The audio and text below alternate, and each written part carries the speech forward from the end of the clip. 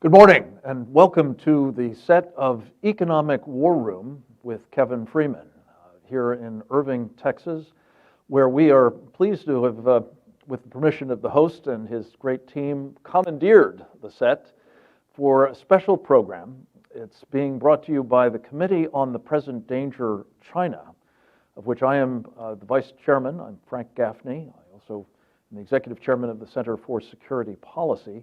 And we're joined, of course, by the host himself, Kevin Freeman, who is also a member of the Committee on the Present Danger China, and two of our favorite partners in the effort to help the American people, some of whom are represented here in our studio audience, understand the character of the present and growing danger that is posed to our country, to our people, to our freedoms, to, well, more generally, Western civilization, by the Chinese Communist Party and the country that it has been misruling now for 70 years. We're going to talk about many different aspects of the threat that the CCP, as it's often called, has become.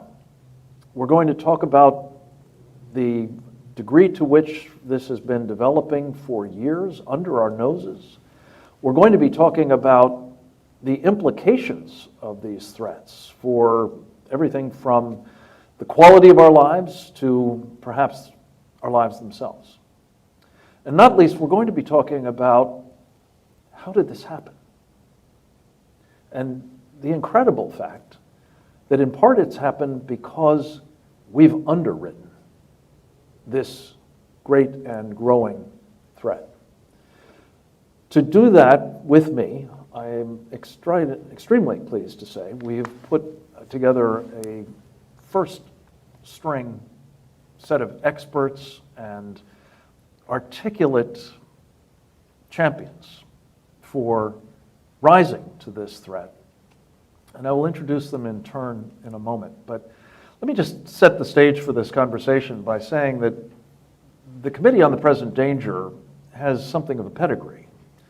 In fact, the present incarnation, the Committee on the Present Danger of China, is very much inspired by and really modeled after one that was, I guess, the second of three previous incarnations. It was put together in 1976 by a team of national security practitioners, subject matter experts, business leaders, human rights champions, and religious freedom activists, among others. And they had, among others, as a member, a man by the name of Ronald Reagan, who turned to them in this period, in the run-up to his campaign to unseat the then incumbent president of the United States, Jimmy Carter, to help him think through and to craft, to articulate, and to socialize an alternative strategy for dealing with that time's existential threat to freedom, as he called it, namely the Soviet Union.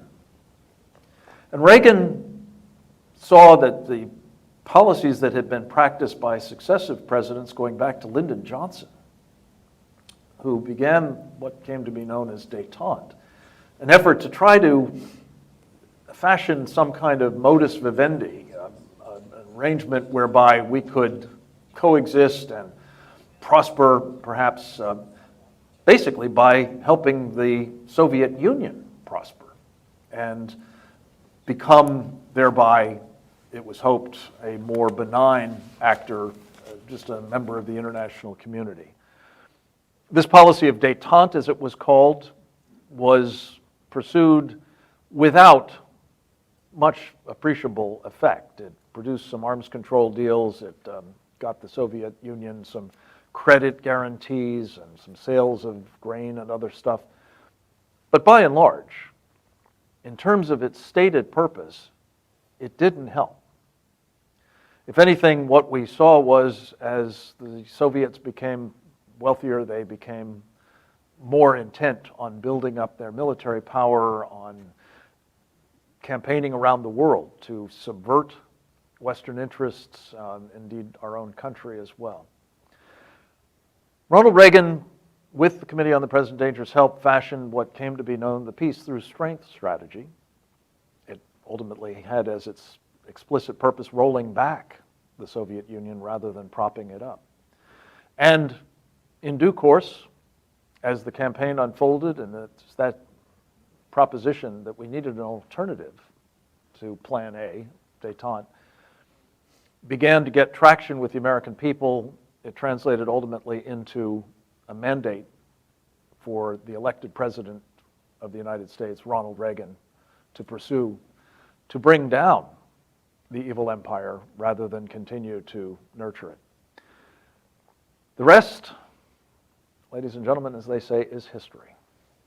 And it has brought us to the present moment where a new, relatively new, different, but similar existential threat to freedom in the form of Communist China and the Chinese Communist Party is now very much a problem, indeed a vastly more serious problem, for reasons we'll be discussing, than the Soviet Union was in its heyday.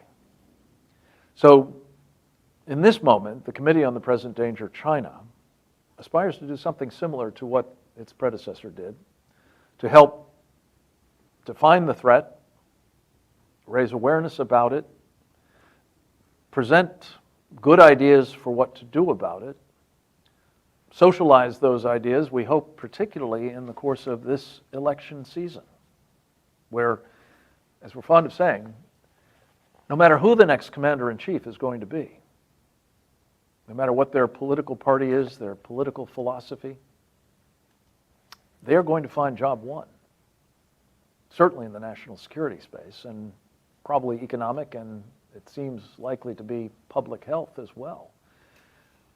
They're going to find this is job one. Not only reckoning with the threat posed by China, but contending with it.